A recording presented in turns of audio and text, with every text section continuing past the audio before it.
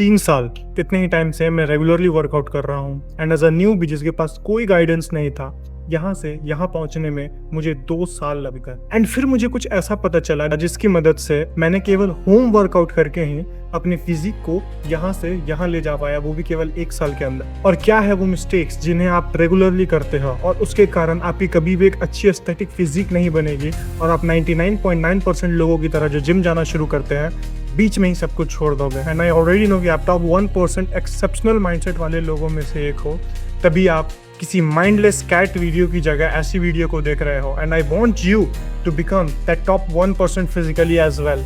तो एक रिक्वेस्ट है, भले सब्सक्राइब मत करना लेकिन इस वीडियो को एंड तक जरूर देखना। अब मेजॉरिटी लोग जो जिम जाना शुरू करते हैं मोटिवेट होकर या किसी भी कारण से, उनकी कभी भी एक अच्छी एस्थेटिक बॉडी नहीं बनती। एंड ये कड़वा सच है। और क्यों नहीं बनता है तो वो भी देख लेते हैं। तो सबसे पहला पॉइंट है ईगो, स्पेशली उन लोगों का जो न्यू जिम जाना शुरू करते हैं। वो नहीं होते हैं कुछ लोग जिम में जो जीन्स और शर्ट पहन करके आते हैं, हाँ उन्हीं की बात कर रहा हूँ। एंड प्रॉब्लम उनके कपड़ों में नहीं है, प्रॉब्लम है उनके ईगो में। उन्हें किसी भी एक्सरसाइज का करेक्ट फॉर्म पता नहीं होता, कोई भी वर्कआउट पता नहीं होता और ईगो इतना है कि किसी की हेल्प भी नहीं चाहिए। तो मैं गया एक बंदे के पास उसका फॉर्म सुधारने, वही जीन्स वाला बंदा। मैंने उसका फॉर्म सुधारा और कहा कि ये पर्टिकुलर एक्सरसाइज ऐसे नहीं ऐसे करते हैं, तू ट्रेनर है? आई वाज लाइक व्हाट, तू ट्रेनर है? माइंड इट, मैं तभी ऐसा दिखता था। और उसने मुझे ये कहा, ऑलवेज रिमेंबर, आप कोई न्यू एथलीट हो या कोई प्रोफेशनल, आपका बिगेस्ट एनिमी आपका ईगो बन सकता है। Always be ready to learn and explore more. इससे रिलेटेड एक बहुत अच्छी वीडियो देखी थी मैंने, तुम भी देखो। Hey bro, you're obviously way bigger than me, but I'm still wondering, would you be open to taking science-based lifting advice from me? Absolutely, man. I'm always willing to learn. You might not agree with someone's entire training approach. There's always little things that you can take that you can apply to your own training. अब आपने अपना ego side कर दिया है, अब आपका next problem आता है आपका वीक माइंडसेट। क्या आपको पता है कि एक इंसान एक हाथ से एक पूरी की पूरी कार को लिफ्ट कर सकता है अगर उसका माइंड उसे रेस्ट्रिक्ट ना करे तो? इस आर्टिकल को देखो जिसमें a mother lifted an entire car with just one hand अपने बच्चे को बचाने के लिए। It is physically possible to do anything अगर आपका माइंड आप पे रिस्ट्रिक्शंस ना लगा। अब इसका बेस्ट एग्जांपल है डेविड गॉगिंस, जिन्होंने अपने बुक में कहा है और नॉर्मली भी कहते रहते हैं कि it is your mind which is weak, who give up first not your body.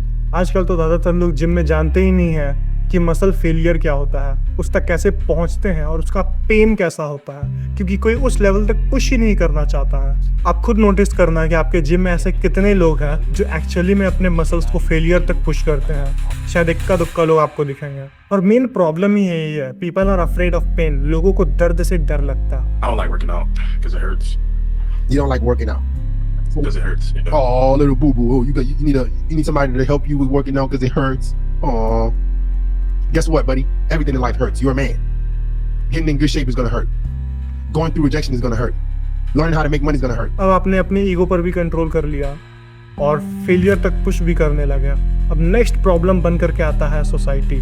मुझे जिम में एडमिशन लेने के लिए अपने पेरेंट्स से 4 महीनों तक रिक्वेस्ट करनी पड़ी थी, बेसिकली लड़ाई करनी पड़ी थी। और एडमिशन मिलने के बाद भी चीजें चेंज नहीं होती। इंडियन सोसाइटी में जो इंसान जिम जाता है उससे ज्यादा नल्ला, बेरोजगार और बेकारा इंसान कोई नहीं होता। डेली वही ताने, डेली वही सेम चीज को लेकर के और सबसे ज्यादा गुस्सा तो तब आता है जब तंबाकू और सिगरेट पीने वाले रैंडम अंकल और बूढ़े लोग आकर के प्रोटीन के ऊपर एडवाइस देते हैं। अंडे खाने से हार्ट का प्रॉब्लम होता है, प्रोटीन से किडनी खराब होता है। जाओ यार अपना सिगरेट पियो और खैनी चबाओ उधर जाकर। सब डॉक्टर बने हुए हैं आजकल, लेकिन आपको स्ट्रांग रहना है अपने लिए, अपने आने वाले फ्यूचर जनरेशंस के लिए, वरना कहीं गलती से आप भी वही अंकल ना बन जाओ।